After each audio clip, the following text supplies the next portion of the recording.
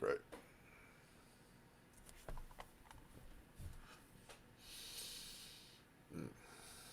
Okay.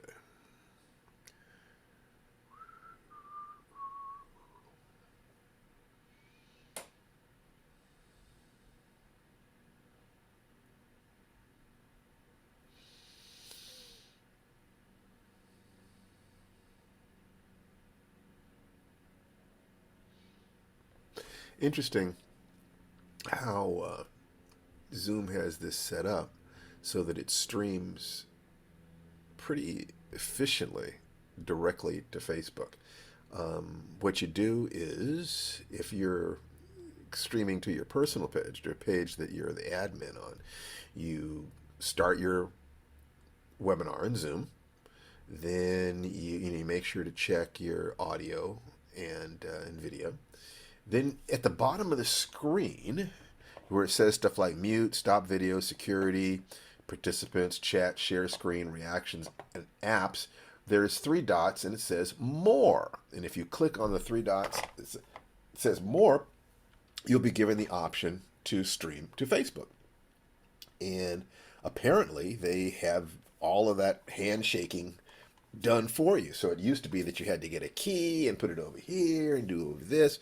And that's not needed anymore. I mean, it makes sense because certainly Facebook is one of the primary destinations for something like Zoom. If you can stream from Zoom to a Facebook group, of course, you can go directly in Facebook and just do a Facebook Live to a group.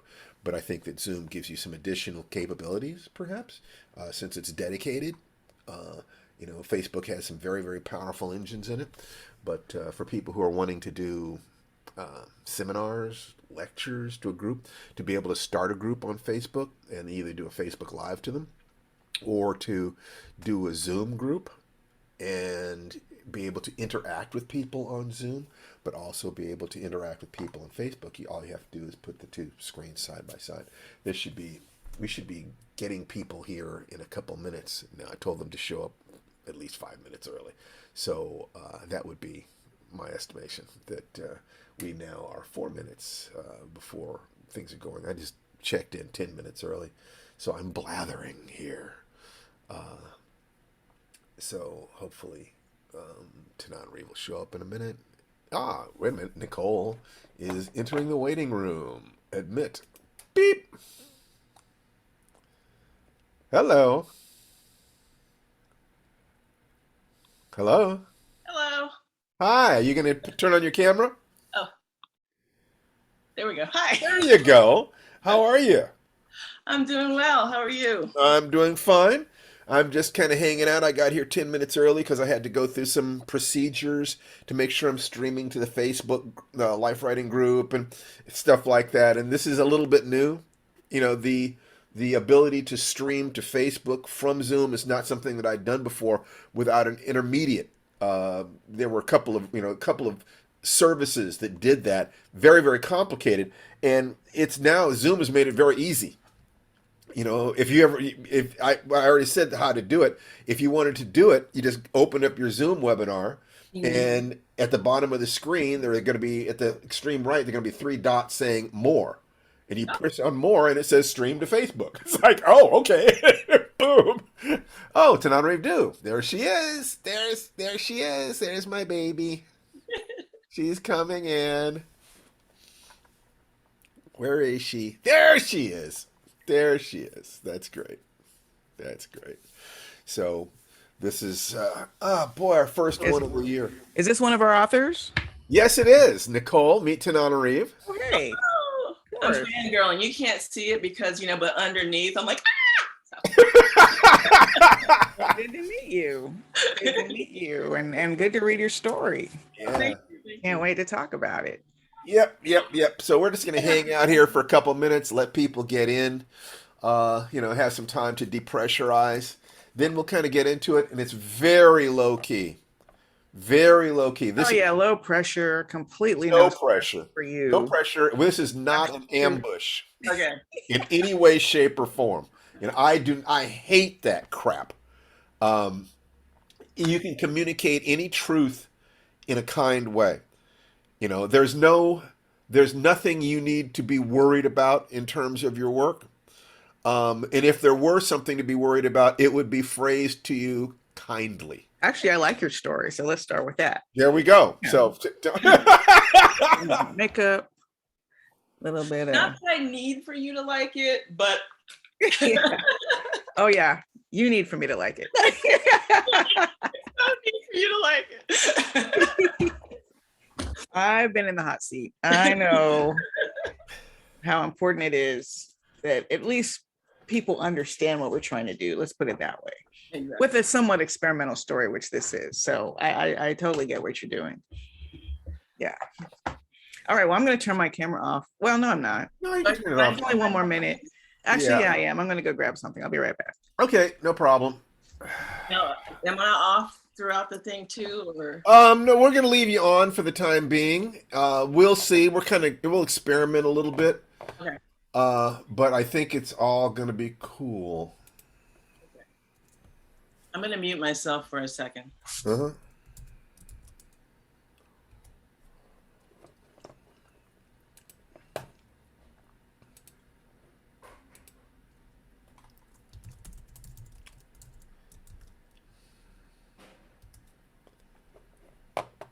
Okay.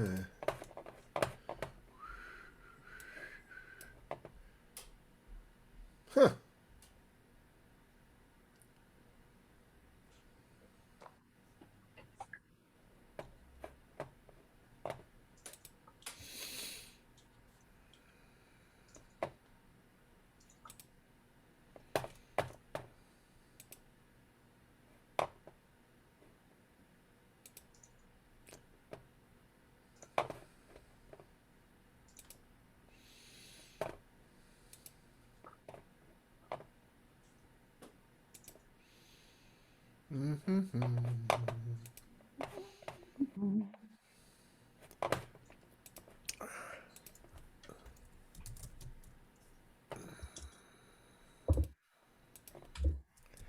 Hi, Tom.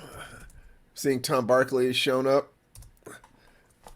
We'll be getting started in a couple minutes. Just wanted to make sure that invites are out where they should be, and that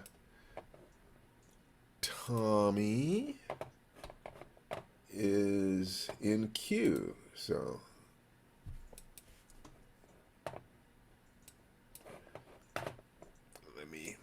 I might need to make a phone call real here quick. It's like, what's going on? Maybe it's a little nerve-wracking.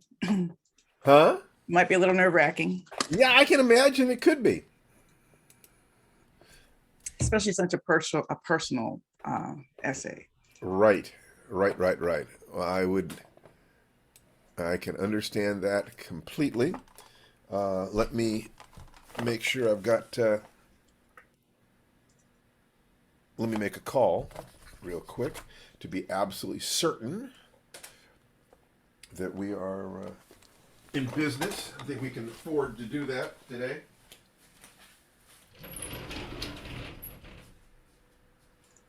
Let me try to see if I can see if anybody's watching on Facebook. On our Lifewriting page, 1,200 members strong.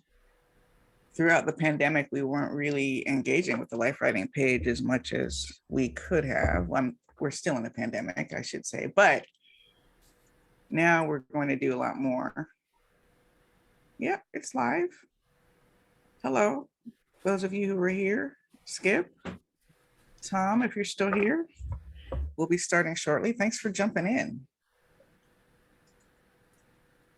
A new episode of the Lifewriting podcast should be live right now.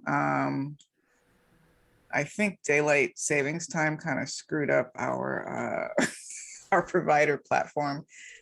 I kept saying noon. They kept saying 1. I kept saying noon. So I published it manually. I don't know if it's actually shown up yet, but it's a conversation with Brian Fuller, which is why I'm bringing it up. And it's such a good conversation that even though I was live with him while we interviewed him, when I was editing it, I just was hanging on every word because everything he said about writing and navigating gatekeepers and allyship, Such a good podcast. So after this hot seat, go to www.lifewritingpodcast.com and check it out, or wherever you get your podcasts. I'm trying to see if it's up on Apple right now. That's for iPodcast, is Apple Podcasts. All right, Lifewriting.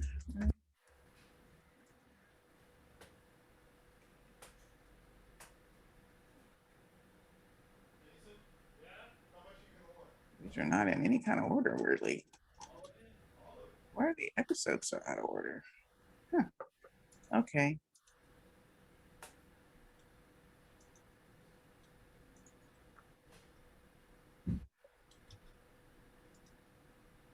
We're just checking on the second, the author of the second story. For those of you who have come in wondering why is it so quiet here. I'm Tanana Reeve-Dill. This is Nicole Scoggins. She's one of the authors in the hot seat for being brave enough to submit her short story. And we have a second story called The Number, right? Your story is called The Number. I'm going to ask you what that title refers to. That'll be one of my first questions. So that's the story. And then we have a second one that's more of a personal essay, very personal essay about grappling with grief. So it's understandable that it's taking a little while for the second author to get here. We are. Was it a daylight savings time thing? Oh, I don't know, but it's all worked out. Great. Okay, so. Okay. Ooh, I have a Yay. no camera here. Okay. So we'll get going in just a minute. I'm heating up a little food for Jason. Tony, are you going to give us your camera? I'm trying to do it. It's new, so try start video right down here. Is that going? No, this is the one. You guys don't have a visual at all, right? No, there's no visual. I just installed it, so. Sometimes your computer, you need to tell your computer which camera that you're using and stuff like that. But don't worry, we can work with just the audio. It's no disaster. Okay. I can hear you perfectly fine, sweetheart. Good, thank you. Yeah. So let me take some food out of the microwave for Jason, and then I'll be right here and we'll get started. Okay, tell Jason hi from us. I have to look up to say hi. I have to look up to say anything to Jason. Camera access is on. All right. Oh, okay. Okay. So now let's see now. Where was we settings? Allow cameras access. This is on. So it should be all right. So just close it. Yeah. That's weird. Okay, can we close that screen? I still don't have me. Oh well. We can hear you, which is at least that's something. Well, I still have it fixed by the next time she uses it. I cleaned my office and everything just for you. Oh wow. Well, at least the office is clean. There you go. Step one. If you're watching on the Lifewriting page, as Tom pointed out, if you just refresh the page, the live broadcast comes up. So don't. Although, why am I saying that? If they're not listening, how would they even hear my announcement? Oh well. Okay. I don't see it. Share screen. Oh no, we don't need to do that. We're not launching the meeting again. Okay, yeah. It's just too confusing. It's getting too out of control here. I don't know. All right. No, that's fine. Then we'll just do audio if they can't get the video up, hon. Absolutely. Okay. So it's all just fine. What I want is zero stress. Zero stress. That's what we got. Absolutely, because you're here and we're queer. Get used to it. Not necessarily. You're here and we have these stories and we enjoyed reading them, and I see exactly what it is that I want to say about them. This is, as I said to Nicole, The last thing in the world this is an ambush. That is not an ambush. That's the life writing approach Support to circle. to. What'd you say, sweetheart? It's a support circle. That's right. The life writing approach to analysis is to ask questions about what is story, what was intent, what are we doing, and because there's a difference between just talking. Although we talk in story, if you can analyze a conversation, you can analyze any human action, and it's a miniature story in certain ways. And the more it obeys certain rules, the more people will tend to recognize it as a story or recognize it as a particular type of story. But story structure is just a representation of the way we think and live. So by looking at it that way, and that's not the only way of looking at it, but by looking at it that way, it ties in with things that you already know and have known your whole life. So in essence, you're already an expert at this. All we want to do is help you find that thread of expertise and bring it out so that you can then channel it through your skills of writing in a particular way, extrapolation, research, poetics, and so forth and so on. But the primary thing to realize is you're already an expert storyteller. This is how we think. This is what we are. So when life writing says that we use the hero's journey approach, it's more coming from my perspective on this. Tananarive will have her own way, and she does not have to agree with me on anything that I'm saying, because we think that the best thing is to give you two different perspectives. So before we actually get into the story specifically, is there anything you wanted to say, sweetie? Yes. And I was about to not jump in, but when you finished, I wanted to just say, before we even get into the discussion of the stories, I would really, really like to thank Tommy and Nicole for their courage and stepping up for what sounds like the hot seat. It's not the hot seat. It's really the cool seat. It's what it is. But thank you for stepping up, sharing your work with us, Tommy in particular, since I know so many of the characters in your piece.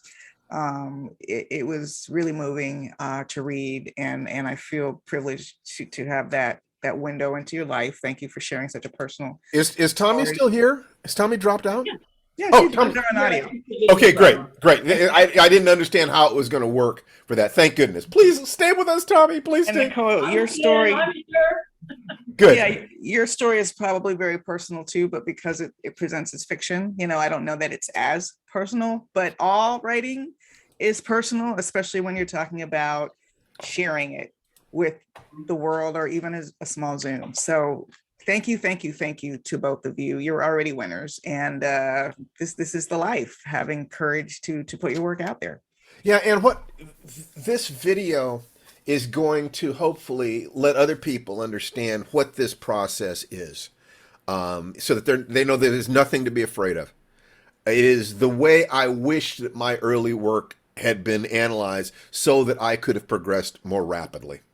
So let's start. I'm going to start with Tommy's story. Yeah, that was the first one, I think. That was the first one. And so we're going to use the hero's journey, and it's not strictly Campbell's view of the hero's journey. The hero, Joseph Campbell was a cultural anthropologist, I believe, who studied myth patterns from mostly Europe, but around the world as well, and determined that there was a repetitive pattern that he kept seeing in these, that he called the hero's journey. I made an adaptation of that so that it applied not just to myth, but movies and stories and television episodes, jokes, any number of different things, but also to the process of writing a story and the process of living your life. And the basic steps are: you have a character who's confronted with a challenge. Initially, they reject the challenge, usually because of stress or fear. They are allowed to or forced to accept the challenge. They set out on the road of trials. That's where they're doing the things they need to do to close the gap between where they were and where they need to be.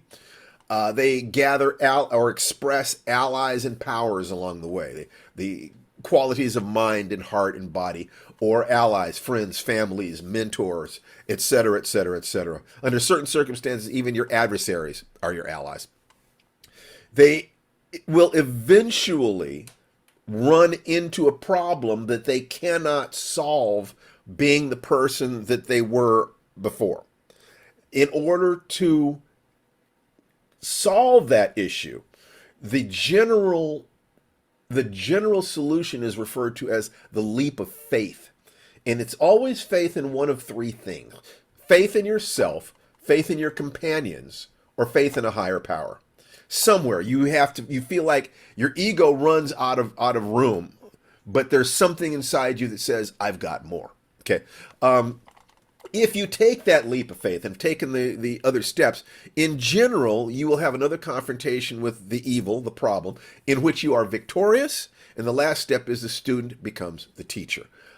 So before I go on any further, are there any questions about this stuff right here? Not for me. Okay. I read your life writing website, and it all worked really well in my mind. Thank you very much. Oh, you're so welcome. You were at the first life writing workshop, weren't you? I was indeed. I remember it well. Yeah, that was a lot of fun. Boy, that was a lifetime ago. How about you, Nicole? I'm good. Yeah, I liked from this week's character, the lesson on character development. I liked what Tanana Reeves said about using it as a diagnostic tool, and that really spoke to me. So Yeah, it's the thing. One of the things I think is fun is that what I hope is that between the two of us, we have sort of the yin and the yang of it. So it doesn't matter what your tendencies are, how you want to enter into the process, you're going to find something that speaks to you between the two of us, which is why there's no insistence that she and I agree on this stuff at all. I think that would actually diminish the value. So good. So, Tommy, I would like to ask you to, in terms of your piece of work, avoidance behavior. What would you say? And I will tell you what my answers are after we kind of go through this. And my answers, I am not dogmatic in the slightest. It's a perspective. It's not the truth, okay? So what would you say is, who is the lead character in your story from your point of view? Well, that is an interesting question. As soon as I read about the hero's journey, I asked myself that very question, and the answer was, I'm not sure. I think it's Dad, but maybe it's me. I mean, this is very autobiographical. Yes, it is. And I would suggest that you could look at it either way. The choice of which way you look at it will determine some things about your rewriting process. So I would say, I would then take you to the next question. Let's say, in trying to figure out what the best way to do this, let's assume, for the sake of argument, that you are the lead character. Okay? That yes, your dad has a journey too. And it is of critical importance, but in any good story, every character has their own journey. And you're picking the other characters in a story, for how they amplify or reflect the lead characters, the central character's journey. And sometimes, it's the person who writes the story, the perspective is not the hero of the story. For instance, Sherlock Holmes stories. In all but one of them, The Adventure of the Lion's Mane, Watson is the viewpoint character, but Holmes is the protagonist. In this, if we go along do you mind looking at it as if it's your story? Because we could simply say it's your dad's story and go to that. So your intent matters here. Which would you prefer? I think realistically, I think it is. I mean, the first thing I did before I would tell you to send this out to people, was to give copies to both of my siblings. In fact, Tony's had it longer than anybody else, because of course it's their dad too. But I realized as I was giving it to them and getting their input, such as I got, that it wasn't their story, it's my story. It's about how all of this happened and how it happened in me, what it developed in me. I So, agree. yeah, I think it is my story. I agree. Also agree that it's your And story. once again, you, after you're finished with this process, it would be useful for you to think it through. Well, what if it was Dad's story? What if I was telling Dad's story? You know, because that would be another way of looking at it. But I think that it is your story. Absolutely. Okay, so what then, if it is your story, what is the challenge that you are being confronted with? Okay, the opening challenge, that sort of the hero's journey step one is I'm being confronted with watching my father face his inevitable end. Yes. So I would say that you have an external challenge, which is to help your father, and an internal challenge, which is to deal with your own mortality as expressed through your relationship to your dad. You're watching the path of life right there. It doesn't get any realer than that. And so, does that make sense? Watching that barrier thin between our mortality and the mortality of the generation just before us. Yeah, well, and that's kind of how it ended working for me. I mean, I was starting by remembering his stories, and eventually I got into my story Yes. and put them all together with his story. So, yeah. Now, there are going to be multiple ways to deal with a story like this. First of all, it's an intensely personal journey that you have given us the honor of sharing with us. It would be possible to structure this as a reminiscence. It would be possible to structure it as a fictional piece that would be have quite a literary feel to it, because it there aren't big artificial plot beats. Okay, but it would also be possible to make it more popular fictiony, and we'll talk about that a little bit in an approach that you could take. But I think that so far so good. The discomfort, you don't really reject the challenge, you pretty much jump into it in terms of helping your father. But I kind of wonder, is in terms of your own mortality, is there anything that prevented you from immediately grappling with that aspect of this? Is there any way that you retreated from the challenge of dealing with this as a way of looking at your own mortality? I think so. I think originally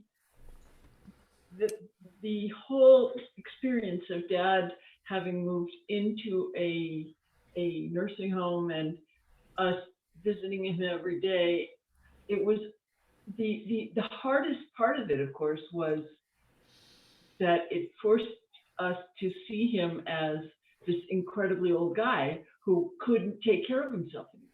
I mean, in a large sense, this is like shaking the foundations of my internal home. Yes. You know, how on earth am I going to address the fact that now this pillar of my life is someone that I'm propping up as best I can? That's right. That's right. Your challenge then is to really grasp the circle of life. In that sense, then, your father was giving you the last gift he had to give, and it was one of the most important ones that he possibly could. And because of your courage in dealing with it on a daily basis, you were able to get that gift. So you did accept the challenge. Accepting the challenge means going in there and grappling with the meat, grappling with the reality of aging and becoming the parent to your own parent and things like that. You did not shy away from that. You jumped on it, and that has to do with the fact that he clearly prepared you properly. He may not have prepared you explicitly, but he prepared you properly because you were able to immediately, bang, go to it. So you grappled with it. And what would you say was your road of trials in terms of the external journey, in terms of the internal journey? How do you see that? It seems to me the hardest part is that he had become essentially the most intractable kind of kid you could possibly be. I mean, kids go through this when they're 2, and they go through it again when they're about 8 or 10 or whatever, where they suddenly are totally in charge, except that you can't let them be in charge. Right. And this is my dad. How on earth he had become that was very tough for me. Yes. So, in this particular sense, the road of trials would be what is the stuff you did, not the internal. The internal journey is certainly as important. The external journey is connected to it. It is in general the external journey that we can see and touch. So it would be things like you drove there, you talked with him, you tried to logic with him, you talked to the other people, you did this, you went here, you did that. That's the journey, the road of trials.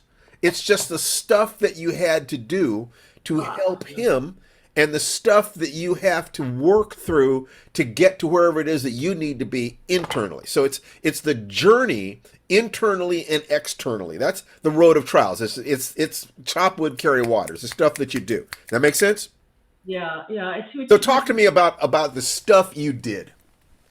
Yeah, so realistically, it was walking in there knowing that it was going to be this incredibly challenging moment. And Dad was like, Stephen, you knew him. He was Yes. nothing but a strong guy. Yes, absolutely. It was One of the strongest men I've ever known. It was how he wanted to be seen, and it was how he saw himself. I mean, there was so much of that it made it very hard to walk in and see him anything else, and I knew I was going to. I mean, the number of times I walked in and he was either very upset or very confused, or those things were very hard. Yes. Just walking through the door, walking around looking for him in a facility which was supposed to be a care facility, where I could not find one person to help me find him. Oh, you remember the movie The Exorcist? Okay. Remember how every time you went up to Reagan's bedroom, you started feeling a deeper and deeper sense of dread because you knew it was just going to be worse and worse and worse? Yeah. Okay, so let me take a little break from what I'm saying here. Tananarive, chime in. No, I just wanted to add, Tommy, I had a similar experience. My mother was in a nursing home for probably 2 years before she passed away. And there are so many emotions that we have to stuff and she too was the strongest person I knew. So similar situations, very, very strong people, reduced to not only unable to take care of themselves, but kind of trapped in their heads a little bit. And I think of everything, that was the most frightening to me, watching her experience that, but also thinking ahead to, oh my gosh, one day I might be trapped in my head, trapped in either a fantasy or unable to express myself, like the baby talk you were talking about, like where I'm trying to express myself, but people can't understand me. Those two things are horrifying to me. So I was just thinking that if you're seeing yourself, and I also see you as the protagonist of this story, just a couple more insertion points in terms of how you're stuffing the emotions or how those emotions are manifesting. If you can try to remember, was there a burning in your stomach? Was there Oh, that's great, T. a flinch response? Like one time we went and my mom was in the group with all the other ones, right? Like we had passed that group day after day, but my mom was always in her room. One day she was in the group. We used to call them kind of like the Walking Dead, I guess, kind of gallows humor, but there she was with them. And it was like, holy cow. So try to remember those personal reactions throughout so that it helps establish you a bit more as the protagonist throughout the story. Wow. Just honestly, I love that insight. That's just like, I need to remember that in my own work. That's great. Okay, so the next thing is the question of allies and powers, because none of us, it takes a village, none of us get through alone. Who were your allies in this journey, Tommy? In this particular journey that's in this story, is definitely Tony and Patrick, my siblings. Absolutely, 100%. And what are the powers? Because not everybody could do what you did. and you need to acknowledge yourself for that. What are the powers that you brought? The capacities that you brought. What was educed from you? What did you need to find within yourself in order to do this in a graceful way? I think the interesting thing, as you mentioned that, is that I needed to see as clearly as I could, and maybe I never had before, the particular roles of each of the three of us, his children, in terms of which part we played. I mean, Tony was to some extent almost his mom. She'd come in and basically say, you're being bad here. You need to behave. You need to straighten up and fly right. And I would come in and be sort of the lawyer, as I said.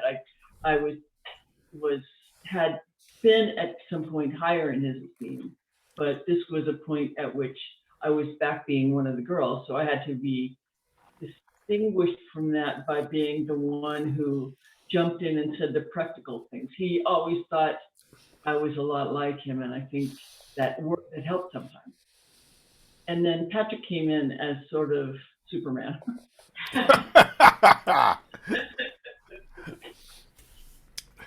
So this is good, because the family dynamic is being shifted forever by what happened in a devastating way. And to understand that then allows you to say, well, how much of that is going to inform this particular story? How much is it going to inform it explicitly? How much implicitly? Because it's ultimately your journey. And so acknowledging that your siblings are going from one role to another role in not only their lives but your life is an area that you can draw from if you choose to. You can stay very close to your heart, or you could go wider. There clearly are entire books written about this incidents just like this, and they are of universal impact because we all go through it. There are fantastic stories that are told that deal with people going through just this. You've compressed that to 10 pages. And so one of the things that Tananarive and I were both impressed by is the elegance of that, the choice of incident to create something that could be unpacked into a full novel or full screenplay if you chose to, but is very powerful in this form. Yeah, So, Tommy, I love the go for it. framing mechanism of your father's fantasies, dreams as a way to enter his story and your story, and leading to your own memory of your own nightmare of heaven when you were 5.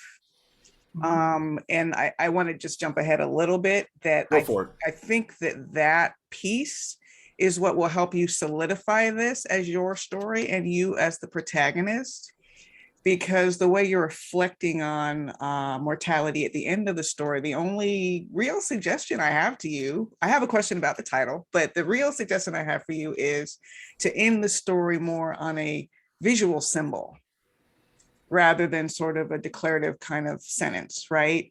And I think you can take that dream imagery where you started talking about your father and his dream and his fantasy, and then it morphs into your dream and your fantasy, how that transition from nightmare to an image of heaven, right? Not to get too churchy about it or whatever, but to find a way to use a visual symbol about how this experience helped reframe what aging and losses turn into when you try to imagine what is heaven, right?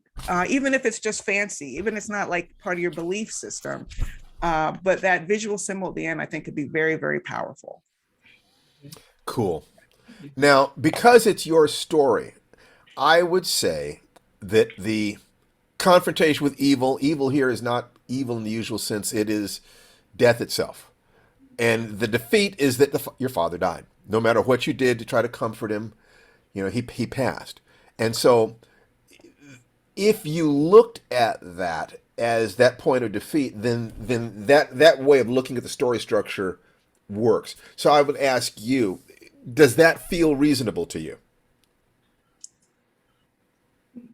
In a way, I think it was sort of grandma's story. I think it was the getting to a point where he was past being afraid.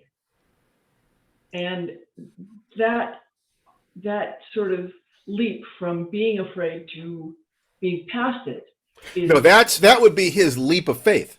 But the Dark Knight, the confrontation in which there is the greatest defeat in your story would be what? Because that's the thing. Remember that a story reaches a pinch point.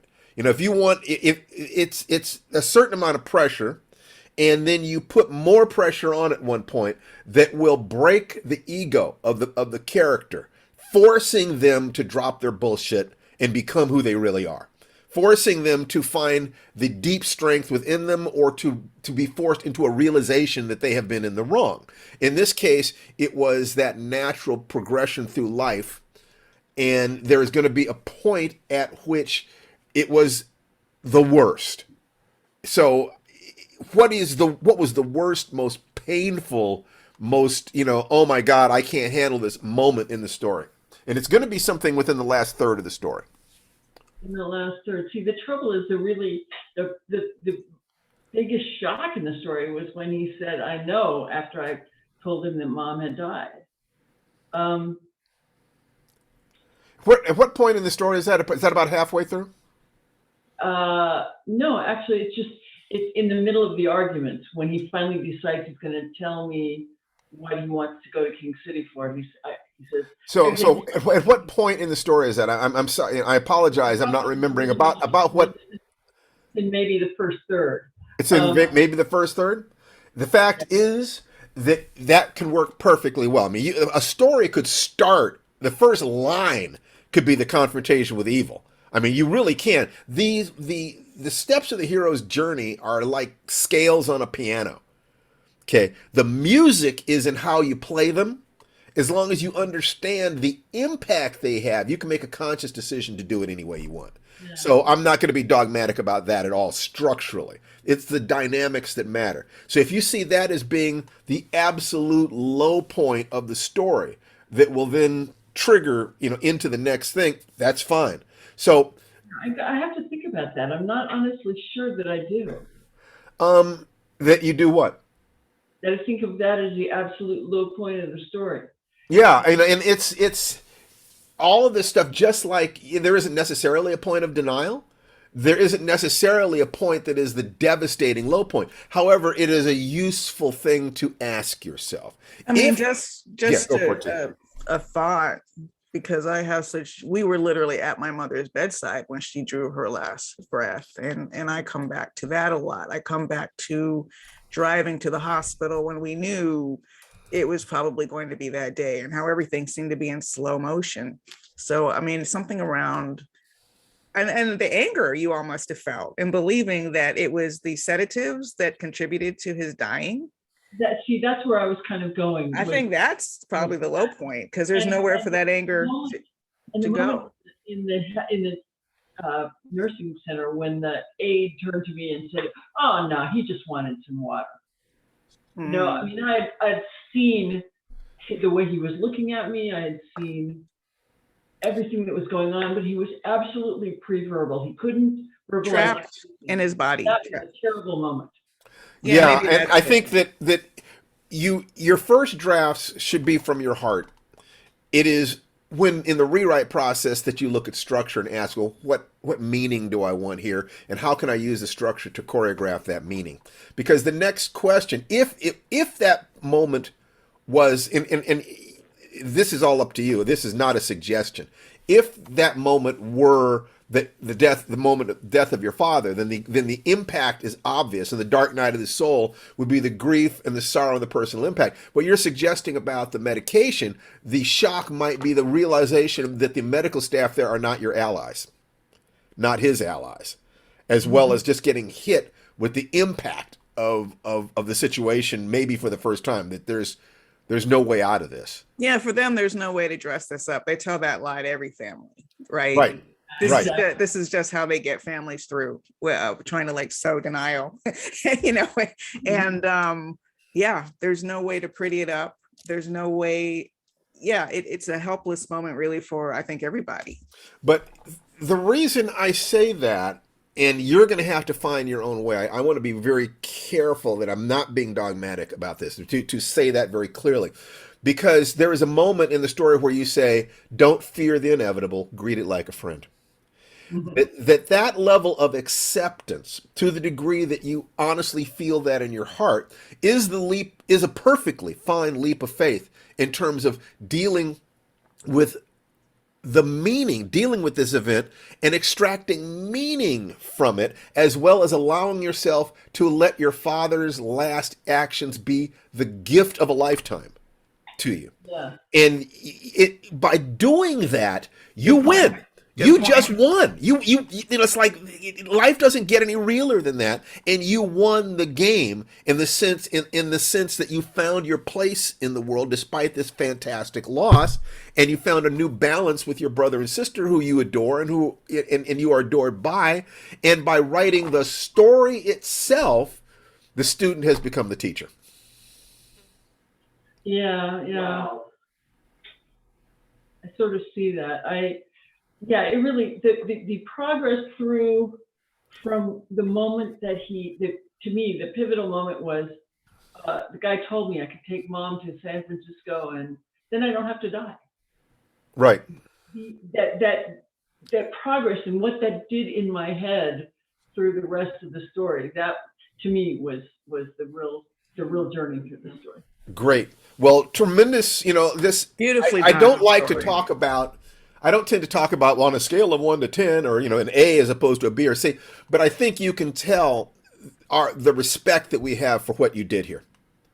Thank you. Yeah. And it was a real gift for you to share it on our first hot seat. So that this is a perfect way for people to understand what it is that we're doing here. And the last thing I'll just add is that as you read over the story, make a few revisions here and there, ask yourself if avoidance behavior is the exact title you're looking for. I can see it working as the title, but just be sure it's the one. There might be something else, a phrase, an image that pops out to you in the revision process. Okay, thank you. Yeah. Well, avoidance behavior, it started, I don't know why. This whole thing, it was one of those things where I was really tapping into whatever my creativity is, because this story was building itself in my head from the minute that happened until I wrote it. Well, I'm so glad that you wrote it down. And very well realized, Tommy. So please don't log off. Stay with us while we now switch over and discuss and talk with Nicole about her story, because then there could be a useful discussion at the very end. So Nicole, are you there? Yes, I'm here. Excellent. Tananarive, would you do me the honor of kind of taking lead a little bit on this one, because of some comments that you made? I think that would be very useful. Okay, well, this is a very different piece. It's presenting as fiction, first of all, so it's not a personal essay. And it reads, frankly, as kind of almost a parts party, where different parts of your personality are having a conversation to express the anxiety over putting yourself out there with a new person in the dating world.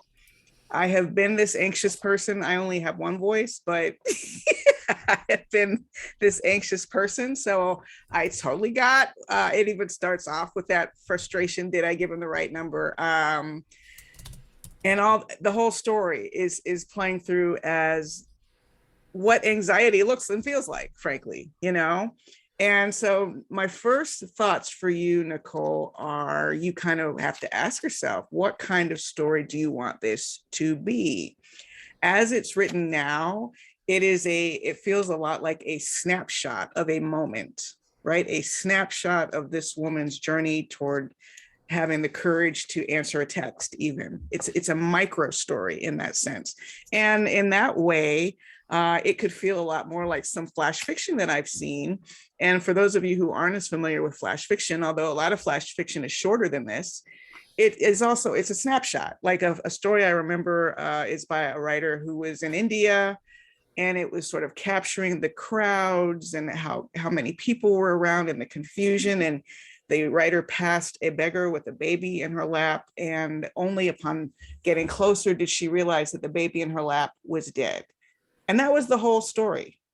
it was a snapshot of this is what it feels like to be close in poverty's face as a tourist who is not used to that. Boom, that's what it feels like. And it kind of reminds me of that. But I also think there are ways, if you wanted this to be what I would call a more traditional story, it's similar to what we were saying to Tommy. Then I would want to see a little bit more of the protagonist in the story. Like, I'm just curious about how long these voices have been appearing. And the names I find very interesting too. I just feel like this sets up so many great opportunities to unpack just a sentence here and a sentence there to expand the protagonist's world a little bit, her backstory a little bit, like how she got to this place, how long has she been dating, how disastrous was her last relationship, or has she not really been in many serious relationships because of all these anxieties and all these voices. I'm intrigued by what's here, and I think you have instances where you can help grow the character a bit and her backstory a bit that would make it even more saleable as a traditional story. Although I do think it's very intriguing as flash fiction too. Nicole, respond to that, and then I'm going to get in there. Thank you. Yes, that's exactly how I felt the minute I hit send. I was like, this feels like a slice of life, and not quite where I wanted it yet. Mm-hmm. And definitely thank you for that question. What kind of story? It is nonfiction. It is? It is nonfiction, but the fantasy, of course, is fantasy. So I get a little wiggle room. So one of the things that I'd like to say is that when we talk about the hero's journey, consider that to be the full circle of a story. If you wrote a story that was exactly written like that, it would be a trivial piece of work. We would all recognize it as a story since, but it would be this kind of story we first saw with Fun with Dick and Jane, just like back in grade school. The more sophisticated stories are a segment of that arc. They suggest different points rather than hitting you in the face with it. It's not an episode of Magnum PI where he's dangling from a helicopter, at the point of greatest threat. It's subtler than that. It's that sense of, you can tell that maybe it took her all of her strength to get back out into the dating field again, and that strength is being frayed because her friends are saying, don't trust, you can't do this. So and that's all implied. It's all between the lines. You can do that, and the more you pull back, the more you are asking the readers to have faith, to be sophisticated, to understand implications, to project their own experience, to bring with them understanding of thousands of previous stories that they've absorbed. If they are academics, and if it's a more literary story, then you are asking them to compare this with story written by other authors, other great works back through history.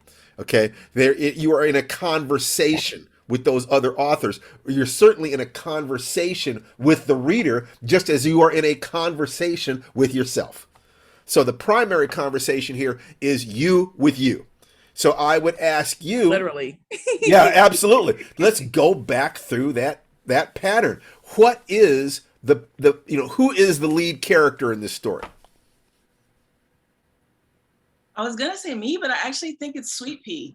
I think it's my 10-year-old. Really? Interesting. Yes. Okay. Right in this moment, I'm thinking, because I remember telling my therapist, I hope that's not too personal for this. No, not at all. We all have therapists.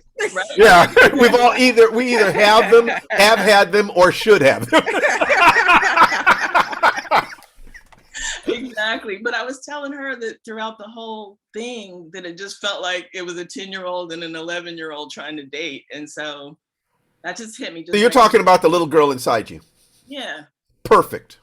Because, so that ancient child idea that we're always, still in the cradle, endlessly rocking. We're always those little kids. We just look in the mirror and say, my God, who is that adult, or who is that older person that I'm seeing in the mirror there? What did they do with what happened?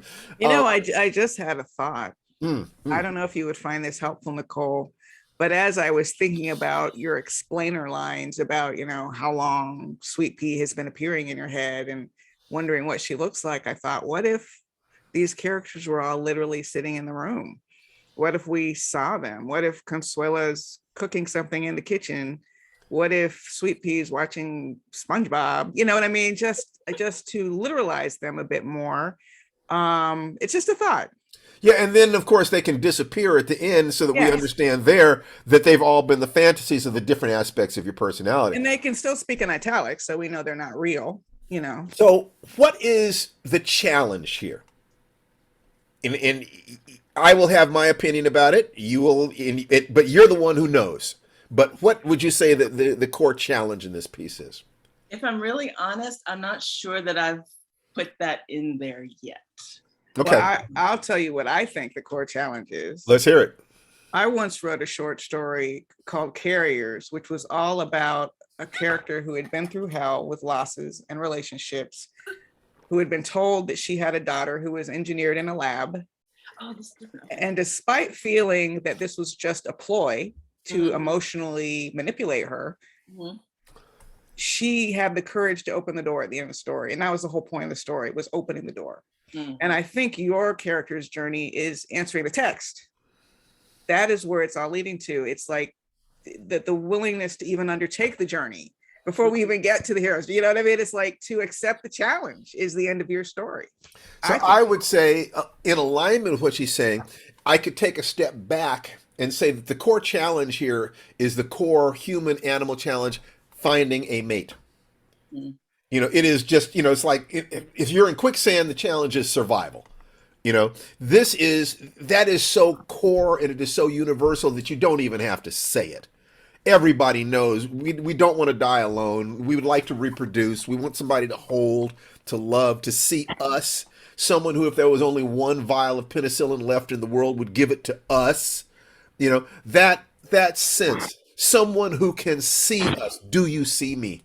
Am I here? We understand that we are here partially in the eyes of the people that we love. So that is as close to a universal goal as you're going to get, because we're all descended from thousands of generations of people who made it. So it's in there. That doesn't say that people have to. It's possible, you can have a perfectly happy life if you don't. But I think that yearning to connect is there. So the rejection of the challenges in the modern world, it's gotten so complicated. It's like, who do you trust? How do you trust? There's so many ways to lie and cheat and so many choices, and who am I and what am I supposed to want? And the politics and the philosophy of it, everything else is all in there. All that confusion can cause people to reject that challenge. And all those voices are representing rejection of the challenge for the most part.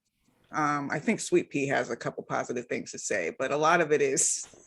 it's like, I don't know. Right. So that's, I really, I think this is a very exciting approach to writing about this frame of mind. It does take courage every single time you answer a new text or invite a new person into your life. And yes. So you're accepting the challenge. Your emotions, your heart overruled your head. Your love overruled your fear. You dusted yourself off, scraped off the mud and the blood, and decided, I'm going to get back in the fight. I'm going to try. That takes courage, and it takes clarity, and it takes faith in yourself. Because how do you learn to trust yourself if you've made bad there's so many things that you have to go through. So the road of trials in this particular story, I would say that the road of trials is the fantasy world of possibility looming larger than the information or experience. That you're fantasizing about how things could go really, really well in one sense, which is helping you to drown out the voices saying, no, stop, you're going to get hurt. Yeah, but what if I get really turned on? What if he's got the magic wand, if you know what I mean? And I think you do. More to that than the magic wand, it's how they use the wand that matters. And I don't mean just, well, bibbity bobbity boo. I kind of meant that. I mean, in general, are they sharing their wand with everybody, or are they going to be with you? But that's right. Not to dwell too long, but I think that your ending, the phone ring, is the ending, right? I mean, I think Yes. the whole story is leading to that. I think it's hysterical that the first thing she texts back is "Who dis?" I mean, talk about like the least sentimental way to approach answering a text, sort of in a meme almost. I just Hey, there's Tommy. Just as a moment, Tommy finally figured out the camera. Thank you, Tommy. I've been waiting to see your face.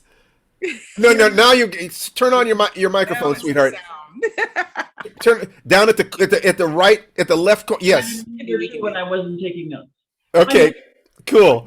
Cool. So So yeah, the only question is how will you revise it to get back to that same ending or a very let me make a couple more little tiny things, and then we'll circle back to what you were saying. To me, the Dark Knight is the self doubt at the very end, and we're talking about the last third, the last quarter of the story here, where the shit hits the fan. Okay, it's the self doubt, and the leap of faith is explicit, quote unquote. What if it's a gift from God? That is your leap of faith right there. You are trusting that there is a good person out there, faith in your companions, faith in yourself, that you can recognize a good person so that you won't make a bad mistake, and faith in a higher power. I would put that as God would not give us the urge to do something unless there was a possible way of fulfilling that urge. That given that faith, anything that I have wanted in my life, I have believed that there was something inside me that could bring it into my life. It's not the truth. It is a perspective that has been powerful. Faith in yourself that even no matter how many mistakes you've made, you can learn from them. I won't make those mistakes again. And the process of learning will bring you to the point where you can finally connect, because you also have faith. It's not all men. Men and women are two sides of the same coin, perhaps. And so if you can move past your bullshit, you can find a man who has moved past his, someone who is ready to bond with you, who will look at you and think you are the most beautiful, wonderful, sexy, dynamic thing he has ever seen, find you utterly delicious, and will have your back forever. To have that faith. Who doesn't want to believe that there are people around them who will have their back? We all hope we'll have that someday. No, I'm kidding. Yeah, one day you might get that. Keep trying. I know I'm just a placeholder relationship. I've always known that from the beginning. I am not worthy. I am not worthy. So now, and I would say that once again, the student becomes the teacher. The writing of the story, either that or you're about to teach him. It's like, yeah, if he can come correct, he has no idea the gift that you have to give him. And Nicole, I would say this: you might inwardly be rolling your eyes at the idea of personifying the voices in the room, but I would say just try it like an experiment for a page or two, see what comes out, because it might actually surprise you. See, this is the value of writing short stories. You can play. You can experiment. You're not spending 5 years on a book, and once you've got it, oh my God, it's got to succeed, or I've lost an actual chunk of my life. You can write a story in a week. You can write a story in a day, and you can throw it away, and it's so what? You have to have faith that you are the instrument that does, that your heart, your stream of consciousness, your hindbrain, your dream. In one sense, all creativity is creating a conscious link between your dream state and your skill state. So that you're typing and you're thinking, but it's the dream that has all the power. And I'm seeing the wonderful Tony Young in the background. Come on up. The mommy of my beautiful daughter is Tommy's sister. And it's always wonderful to see. Yeah, it's that sense of family connection. The family inside yourself would be all the fantasies, all those different characters. But there's the family outside ourselves, the family that we create, our friends, students, mentors, family. And both of those things have to be healthy for us to be healthy. Our connections to other human beings keep us alive. Yeah. Okay. So thoughts that you have? Okay, Tananarive, is No, I anything was else you just want? agreeing. I was seeing some interesting similarities between the two pieces in terms of acceptance, you Great. know, acceptance of what the next steps are. Now you understand that what Tananarive just said right there in finding connections between pieces. That's of course what artists and creative people do. They see disparate things and then they say, well, these are the way these things are the same. These are the way these things are different. And out of that comes art. Out of that comes poetry. Okay. So now I would like to, what questions do either of you have? I want to make sure that this experience is as powerful for both of you as it can possibly be. Other people will have seen and will be seeing these videos.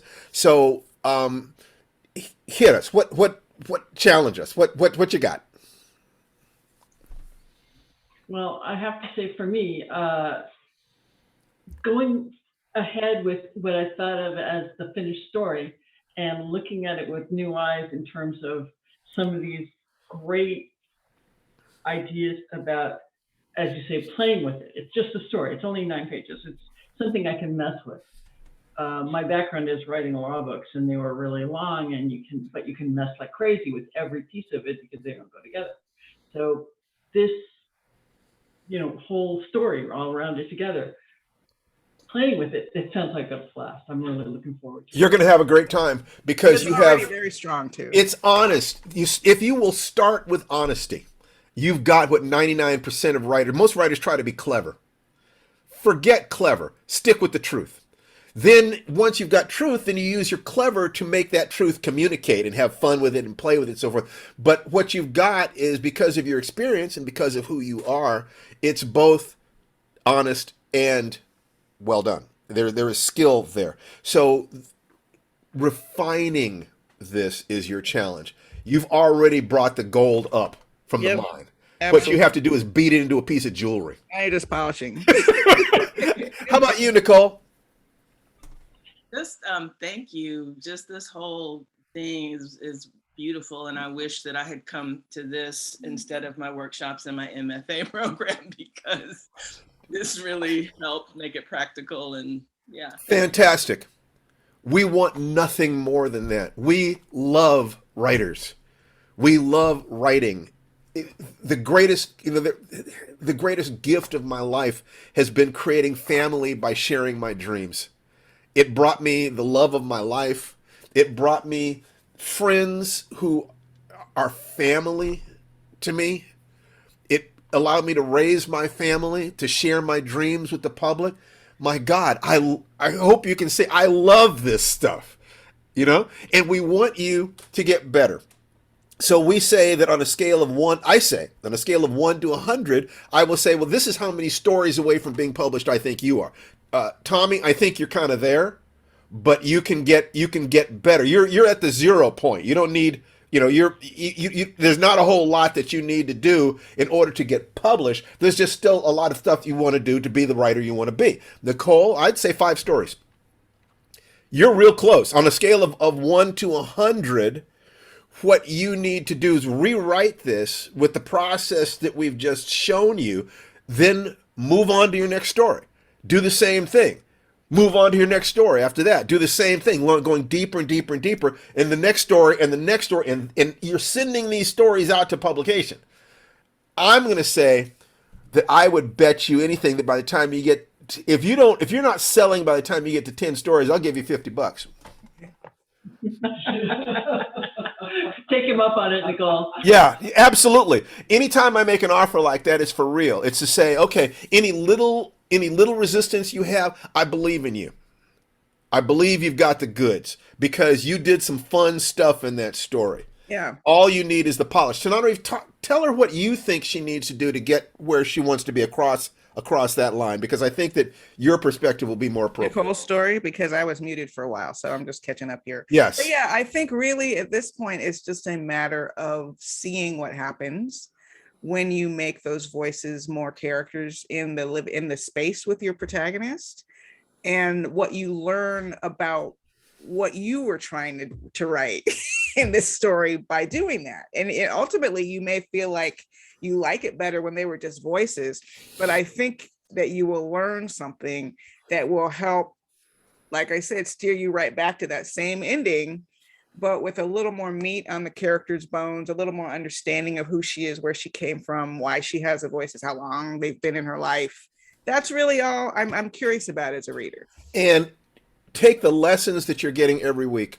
Use them as prompts. Use them as perspectives. Hear our voice in your head.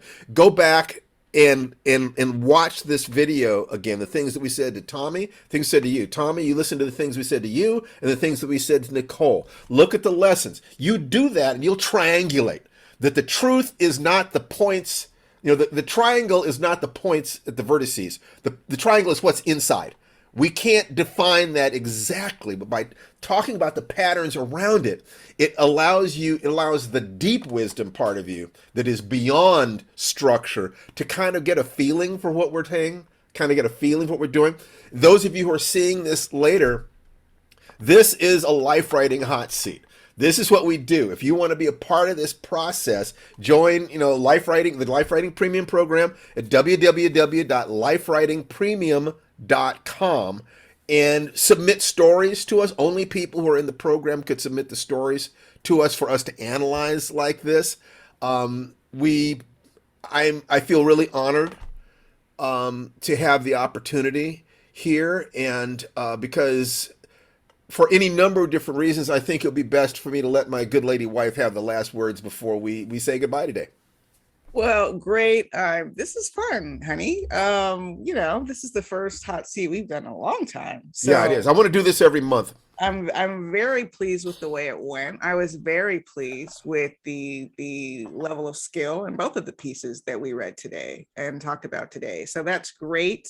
The Life Writing Premium program is weekly modules that if you like this, well, it's more like this. It's everything from story structure to characterization to screenwriting. I mean, every week there's a new lesson.